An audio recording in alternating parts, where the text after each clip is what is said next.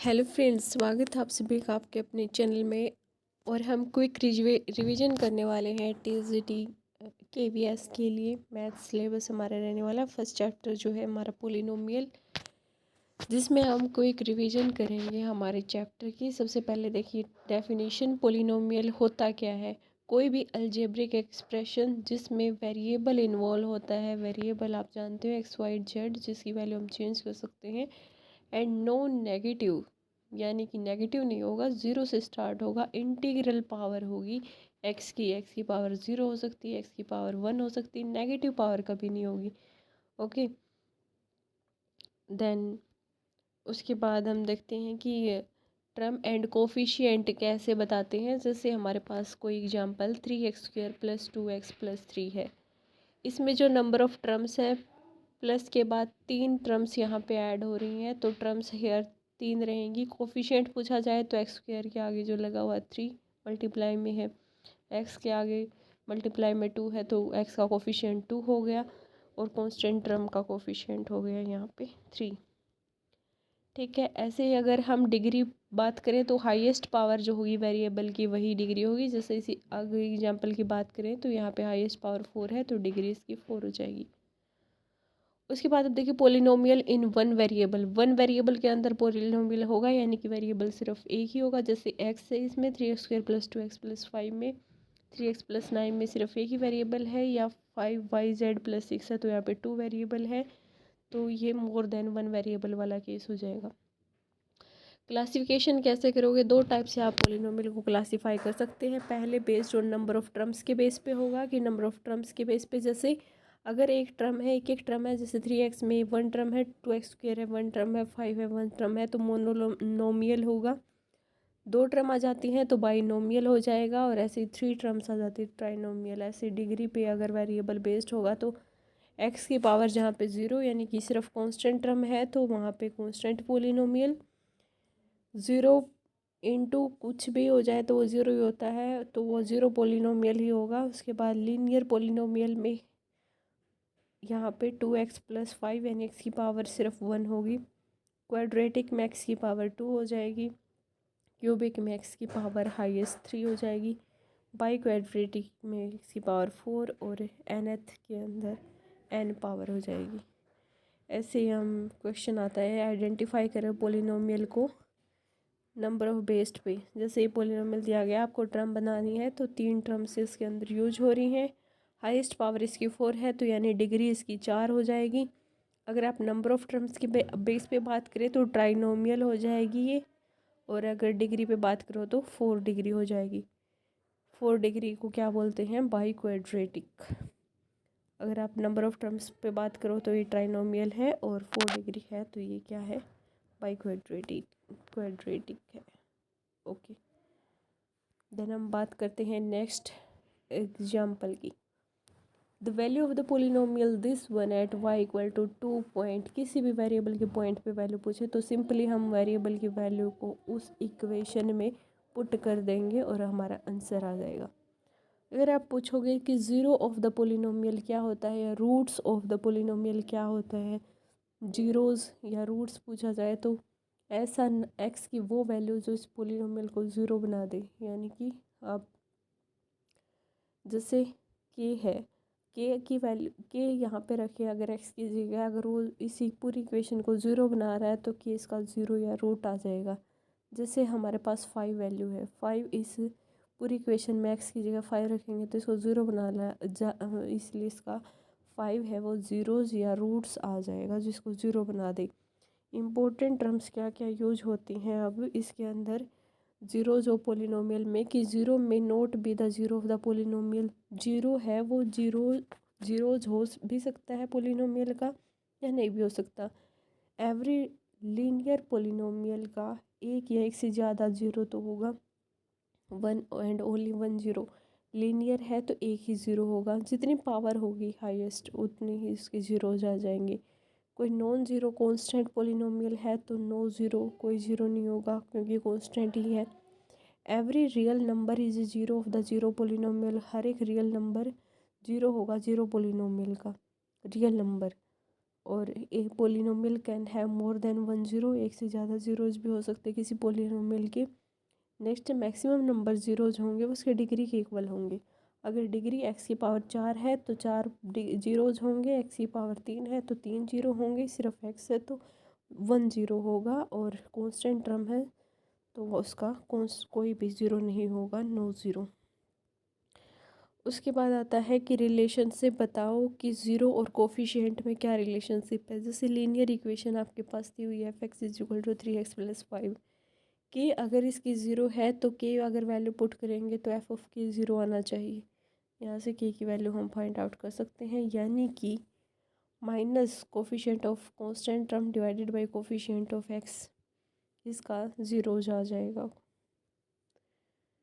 Next में आपके पास एक क्वाड्रेटिक इक्वेशन दी हुई है a x square plus b x plus c, जहाँ पे ए हमेशा नॉन ज़ीरो होगा।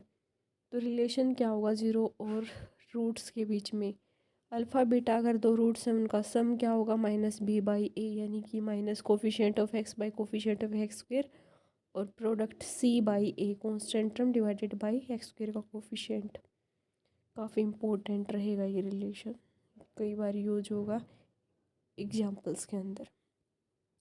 क्यूबिक की बात आ जाए तो 3 आ जाएंगे यहाँ पे, सम भी आ जाएगा, सम होगा माइनस बी बाई ए के इक्वल, इक्वेशन होगी 4 टर्म के अंदर, और alpha beta plus beta gamma plus gamma alpha c by a हो जाएगा, और प्रोडक्ट हो जाएगा माइनस डी बाई ए।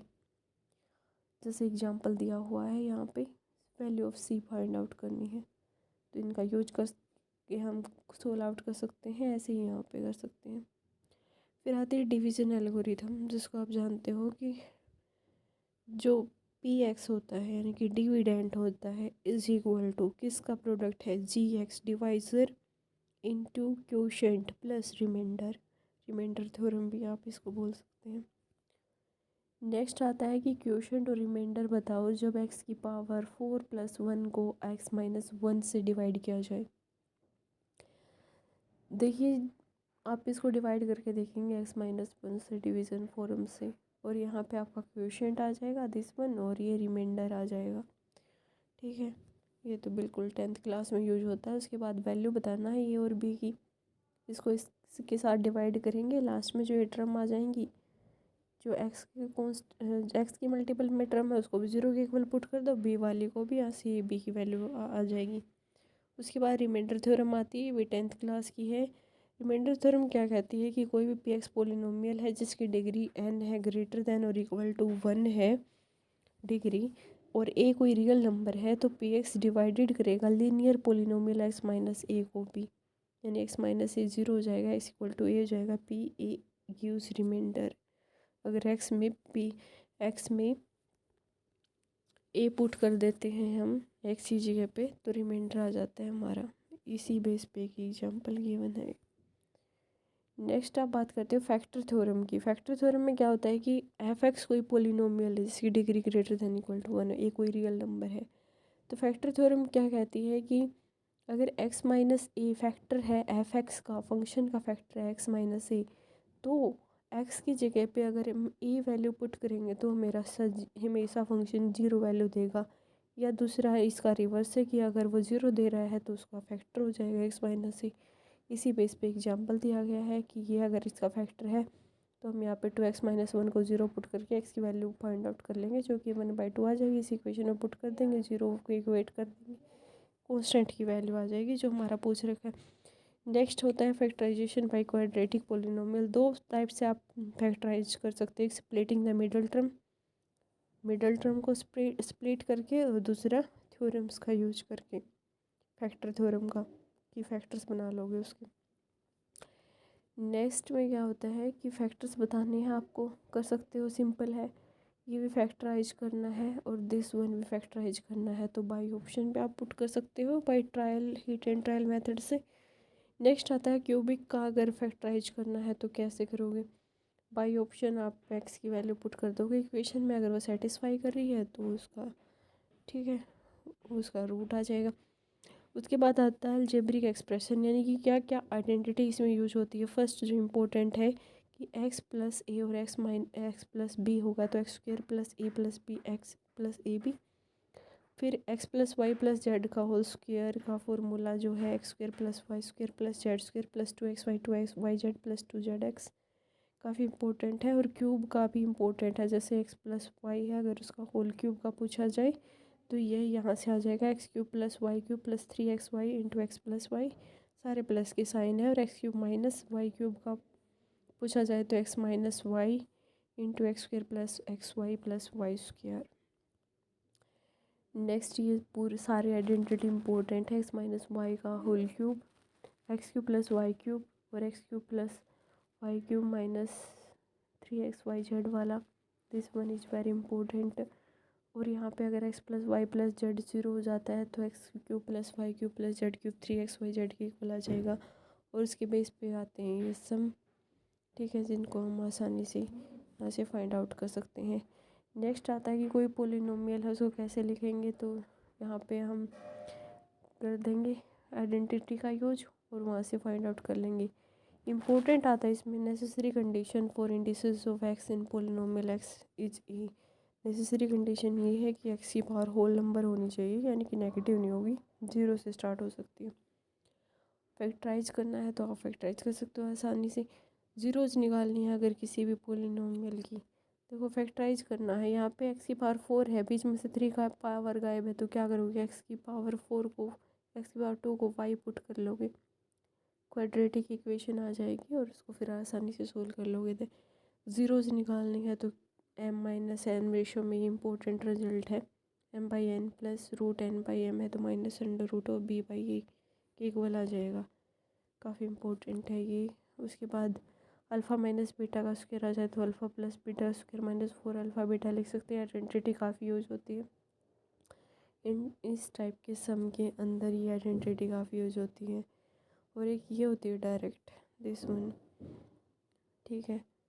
उसके बाद आपके पास एक लास्ट आइडेंटिटी बचती है जो मोस्ट इम्पोर्टेंट है, x cube minus y cube. ये आता है x minus y x square plus y square plus x y, इसी को हम ये भी लिख सकते हैं। और इसी को x minus y into x minus y का होल स्क्वायर प्लस 3xy काफ़ी बार रिपीट होती है क्वेश्चंस के अंदर।